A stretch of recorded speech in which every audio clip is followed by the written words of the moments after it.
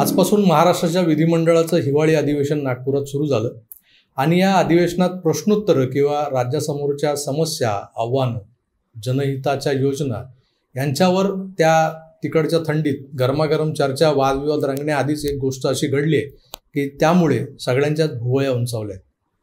देशद्रोह्यांना मदत करण्याचा गंभीर आरोप असलेले आणि या आरोपात वर्षभराहून अधिक काळ तुरुंगात असलेले नवाब मलिक प्रकृतीच्या कारणास्तव जामिनावर बाहेर आले. त्यांना अनेकविध आजारांनी ग्रासलेला आहे. त्यातली तशी क्षुल्लक वाटणारी एक व्याधी, मूळव्याध. त्या मूळव्याधीचा मोड नवाब मलिकांना स्वस्थ बसू देईना म्हणून त्यावर उपचारार्थ कोर्टानं त्यांना जामीन दिला आणि मला वाटतं त्यांच्यावरचे उपचार संपताच त्यांना पुन्हा तुरुंगात जावं लागणार असं त्या जामिनात नमूद होतं.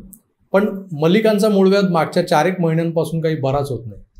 ते जेव्हा बाहेर आले आणि त्यांना राष्ट्रवादीच्या मुंबई अध्यक्षपदावर बसवण्यासाठी जी चढाओढ राष्ट्रवादीच्या दोन्ही गटांमध्ये सुरू झाली ते पाहून मी मलिकांना तातडीनं आराम मिळावा किंवा त्यांच्या मूळव्याधीवर जालीम इलाज व्हावा यासाठी आमच्या जोगेश्वरी SP रोडवर असणाऱ्या किंवा मुंबईच्या लोकल ट्रेनमध्ये ज्यांच्या जाहिराती डकवलेल्या असतात त्या पाईल्स, भगंदर क्लिनिक्सवाल्या बाबा बंगाल यांची नावं सुचवली होती.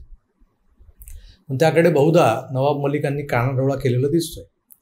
असो, हिवाळी अधिवेशन आणि नवाब मलिक हे समीकरण काही पटत नाही किंवा पटलं नाही म्हणून हे तातडीचं विवेचन घेऊन आलो. तेव्हा कुठेही जाऊ नका, पाहत राहा आपलं आवडतं YouTube चॅनल आकार DG.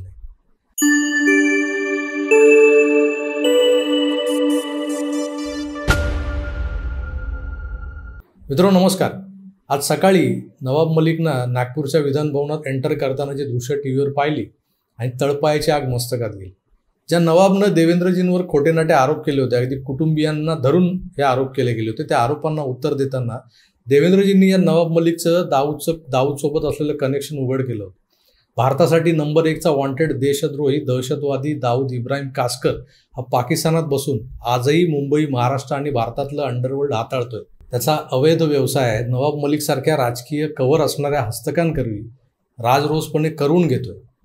दाऊदची बहीण हसीना आपा हिच्यासोबतचे दाऊदचा जवळचा हस्तक सलीम फ्रूटवाला, जो दाऊदचे मुंबईतले जमिनीचे व्यवहार सांभाळायचा, त्यांच्यासोबत पार्टनरशिप करून नवाब मलिक नावाच्या मुसलमानानं विधिमंडळात घेतलेल्या शक्तीशी बेईमानी केलेली आहे.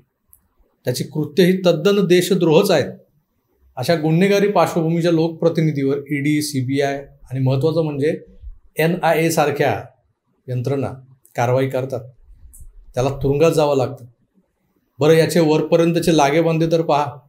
अशा माणसाला 6 महिने तर खाजगी रुग्णालयातच ठेवलं गेलं होतं.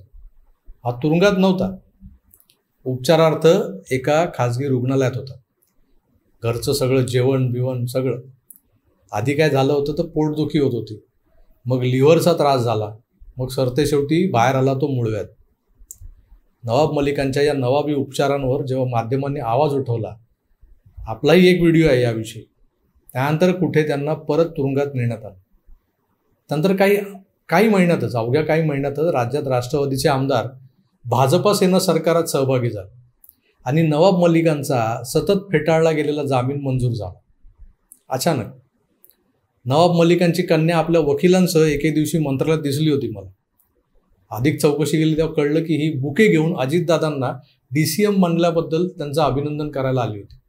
दादांचं अभिनंदनच करायचं आहे तर बुके आणला समजू शकतो, सोबत वकील कशाला आणला होता? मी यावरही बोललेलो आहे माझे जुने व्हिडिओ काढून बघा. पण नवाब मलिक यांच्या मूळवादीचा बिमोड करण्यासाठी त्यांना पुढच्या काही दिवसातच जामीन मिळाला ही घटनाच त्यावेळेची सगळ्यात धक्कादायक बाब. आता चर्चा सुरू झाल्यात की अधिवेशनाला आलेला नवाब मलिक, स्वतःच्या पायावर चालत आलेला नवाब मलिक हा जर फिट आणि फाईन असेल तर त्यांना मिळालेल्या जामिनातल्या अटींचा पुनर्विचार NIA किंवा CBI का करत नाही किंवा कोर्टाला का सांगत नाही? नागपूर विधानभवनात दाखल होत अजितदादांच्या गटाच्या कार्यालयात जाऊन बसणारे नवाब मलिक हे जर दादांसोबत आहे असं मांडलं तर मग मोठी गोची होणार आहे. जामिनावर बाहेर आलेल्या नवाबबाईंकडे किंवा त्यांना जामीन मिळण्याआधीही तुरुंगात किंवा हॉस्पिटलमध्ये त्यांना भेटायला जाणारे लोक कोण होते तर सुप्रियाताई, प्रफुल्ल पटेल, तटकरे. पण अजितदादा कधीच गेले नव्हते. तर नवाब मलिक हे बाहेर आल्यावर शरद पवारांसोबत जातील असं मानलं जात होतं आणि त्यांना मुंबई अध्यक्ष बनवण्याचंही चाललं होतं. पण प्रकृती बरी नाही असं सांगत त्यांनी मागचे 2 महिने सगळ्यांना टाळलेलं आहे. मग आज जेव्हा ते विधान भवनात येतात तेव्हा ते कुर्ल्याचे आमदार म्हणून आत घेतले जातात, ते ओळखपत्र दाखवलं जातं, त्यांना कुणी सजा याफ्ता मुजरीम मानत नाही. हाच उफराटा न्याय मला नीटसा समजून घेता येतच नाही. मग आता ते नेमके कोणत्या गटात जाणार यावरही खल सुरू झाले. शरद पवार गट हा तसा त्यांच्यासाठी खुला पर्याय आहेच, पण ज्या अजितदादांच्या मध्यस्थीनं त्यांना जामीन मिळालेला आहे असं बोललं जातं, मी नाही म्हणत आहे, त्या दादांवर मग ते अन्याय करणार का पवारांबरोबर? मग समजा नवाब मलिक दादांसोबत आले तर त्यांना महायुतीचा घटक मानलं जाईल. हे भाजपला, देवेंद्रजींना, एकनाथ शिंदेंना चालणार आहे का? कारण जिथे काही आर्थिक व्यवहार, शेल कंपन्या आणि काही करोड रुपयांचा गैरव्यवहार या आरोपांखाली तुरुंगात डांबलेल्या अनिल देशमुखांना सरकारात सामील करून घ्यायला विरोध झाला होता, त्याच्या उलट ज्या माणसावर दाऊदची संधान साधल्याचा किंवा दाऊदशी संबंध असल्याचा देशद्रोहासारखा गुन्हा दाखल आहे, त्या आमदाराला महायुतीत नुसता घटक म्हणून सोबत बसवणं कोणत्या शिष्टाचारात बसणार आहे? त्यामुळे सरकारच्या तपास यंत्रणांनी आपले सुरू असलेले तपास अधिक तीव्र करत या मेहरबानी खात्यात बाहेर आलेल्या गुन्हेगारांना पुन्हा आत डांबावं. ज्या पद्धतीनं संजय राऊत पुन्हा आत जाणार आहेत अशी विधानं नितेश राणे, मोहित कंबोज आदी मंडळी करतात ना, त्याच धर्तीवर या सुगंधित तंबाखू फेम नवाब मलिकचा हिशोब व्हायला हवा. अशा गुन्हेगारांना राज्याच्या विधिमंडळात असं राजरोस मोकाट फिरताना पाहिलं आणि त्यांच्या पुढे मागे आपले चाय बिस्कुटे रेंगाळताना पाहिले की तळपायाची आग मस्तकात जाते. राजकारण करताना कुठेतरी विधिनिषेध बाळगला जावा ही एवढीच सामान्य माणसाची, सामान्य मतदारांची इच्छा असते. मग त्याच सामान्य मतदाराला, जनतेला गृहीत धरलं जातं या राजकारण्यांकडून. एकदा का तुम्ही बोटाला शाई लावली की तुम्ही तुमचं तोंड काळं करायचं असतं 5 वर्षांसाठी, तुमची गरज संपलेली असते. पण आता काय झालं आहे की निवडणुका तोंडावर आलेल्या आहेत, तेव्हा याच मतदारांची बूज राखत, गरज आहे मतदारांची, तेव्हा त्यांची बूज राखणं भाग आहे.